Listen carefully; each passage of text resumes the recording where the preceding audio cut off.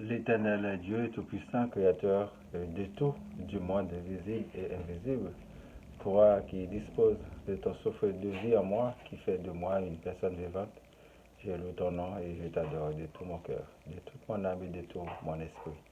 Que ta volonté s'accomplisse en moi. Je te demande pardon pour mes péchés et ceux des autres. Délivre-moi, Seigneur, de tous mes ennemis et de tous mes adversaires. Que mes persécuteurs ne soient plus sur mon chemin, afin que tes grâces puissent verser sur moi en abondance. Que les magiciens tombent dans leur propre piège. Nous savons que le combat est rude, mais c'est à nous de remporter la victoire finale. Que le feu et l'eau dévorent et inondent ces endroits de magie et ténébreux. Au nom de Jésus de Nazareth.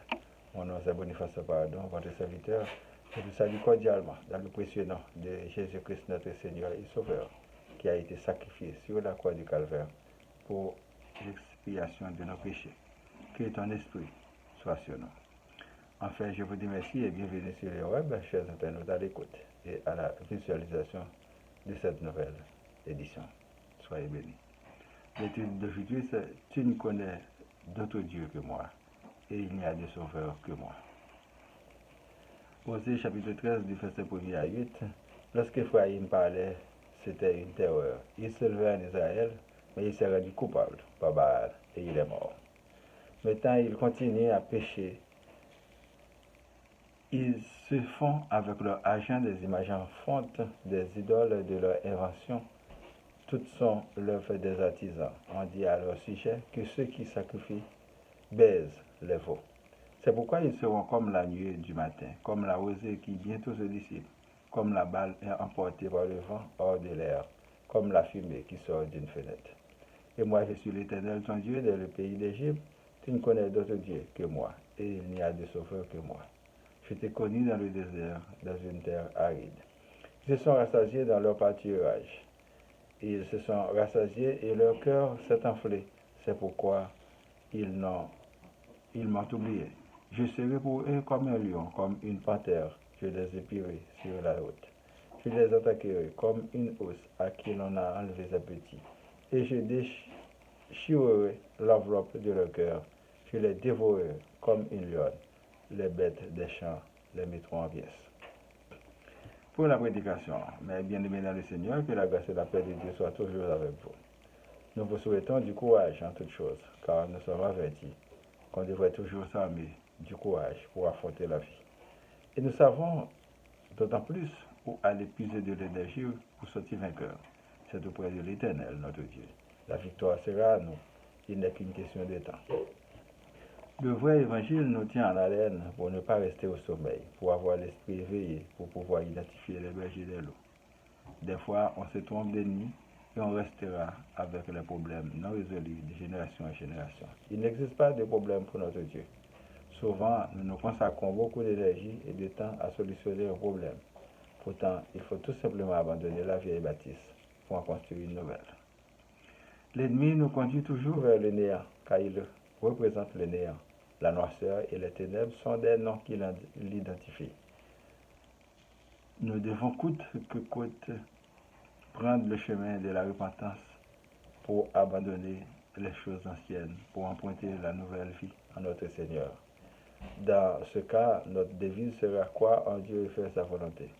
Nous connaissons tous un pays où leur slogan est en Dieu que nous croyons, en parlant des USA. S'ils invoquent Dieu dans leur prise de décision et deviennent plus forts, plus grands de jour en jour, pourquoi d'autres peuples continuent à invoquer le diable et deviennent plus faibles, plus sous-développés chaque jour, cherchant l'erreur? Si dans notre quête de vérité, nous croyons tout simplement que Dieu a libéré le peuple Israël de l'esclavage du pays d'Égypte, aujourd'hui nous savons tous que l'Éternel Dieu donne la vie et que les faux dieux sont pour notre malheur et ils ne peuvent donner la vie parce qu'ils n'ont rien créé et ils bénéficient également de la création de l'Éternel des armées. Ils sont des créatures d'une manière ou d'une autre à part égale à nous-mêmes. Donc l'adoration et la gloire reviennent intégralement à l'Éternel Dieu. À un certain moment, nous devons divorcer de la bestialité pour adopter un autre comportement plus humain si nous voulons avoir une autre société. La guerre est à bannir, l'hypocrisie est à proscrire pour enfin vivre l'amour véritable. Les dirigeants n'auront pas besoin de se comporter en tyran contre les dirigés. Il existe trop d'écarts dans la société. Il existe trop d'abus. On nous vole, on nous pille, en se fixant dans les yeux sans gêne. Comme si tout est normal. Personne n'est vraisemblablement là pour défendre personne. Tout devient un système de vie que seuls les grands de la terre sont capables de contrôler. Nous devons aussi savoir aussi que ces textes ont été écrits dans un contexte de souffrance qu'a vécu le prophète dans son temps. Des fois, c'est une vie d'exil ou de persécution. C'est toujours la volonté de Dieu qui s'accomplira, mais pour le prophète, c'est un souhait. Sinon, personne n'aura d'ennemis. Ils seront tous morts dans une fraction de seconde, tellement que tout le monde veut la paix. Nous pouvons déduire que l'Éternel Dieu prend son temps pour nous suivre avec amour en voulant sauver tout le monde, comme des bons parents pour les petits. Mais à force de vouloir faire la sourde oreille, nous continuons dans nos mauvais parcours et nous périrons. À ce moment-là, il faut dire c'est notre faute. Même les anges ou les messagers, nous n'écoutons pas afin de périr dans nos propres convoitises. Lisons et méditons sur la parole de Dieu afin que la lumière du Saint-Esprit puisse nous affranchir, que la vérité soit. Peuple haïtien, comment nous y aujourd'hui? À nous réveiller nous pour nous défendre droit nous. Pas de aucun monde qui vient faire pour nous. Vous entendez? Cherchez un travail pour faire, cherchez une activité pour faire.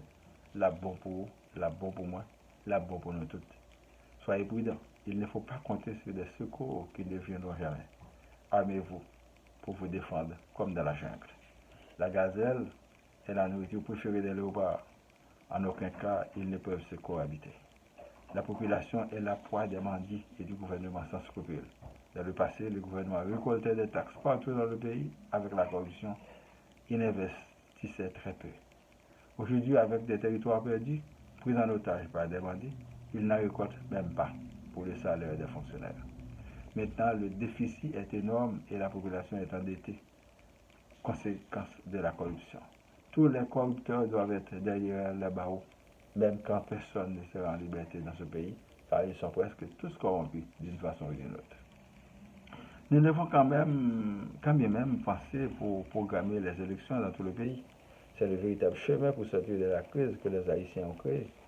On n'a pas le droit de tuer tous les bandits.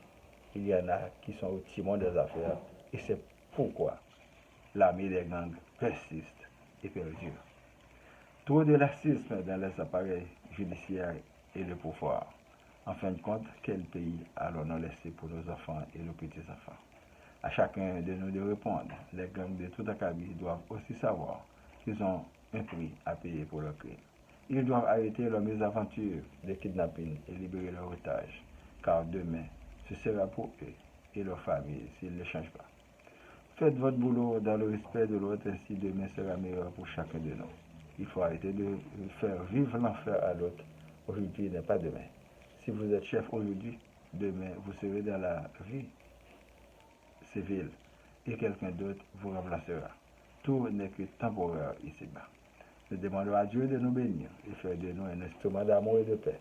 Qu'il nous délivre de tous nos ennemis et de tous nos adversaires. Que le Seigneur Jésus nous sauve, que l'Esprit de lumière nous éclaire le chemin. Prions pour moi, ma famille, vos familles, les membres du groupe de spiritualité, les personnes malades, les personnes en deuil, les persécutés, les prisonniers, les démunis, les chômeurs, les victimes de kidnapping, les personnes vulnérables, les villes Laval, Montréal, Québec, Canada et le monde entier. Que la paix soit sur le monde. Récitons notre Père qui es aux cieux, que ton nom soit sanctifié, que ton règne vienne, que ta volonté soit faite sur la terre comme au ciel. Donne-nous aujourd'hui notre pain de ce jour. Pardonne-nous nos offenses comme nous pardonnons aussi à ceux qui nous ont offensés. Et ne nous laisse pas entrer en tentation, mais délivre-nous du mal. Car c'est à toi qu'appartiennent le règne, la puissance et la gloire au siècle des siècles. Amen. Je vous souhaite de passer une bonne journée et une bonne semaine. Lisez et méditez toujours sur la parole de Dieu. C'est votre serviteur Boniface Paradon. Merci et à la prochaine. Au revoir.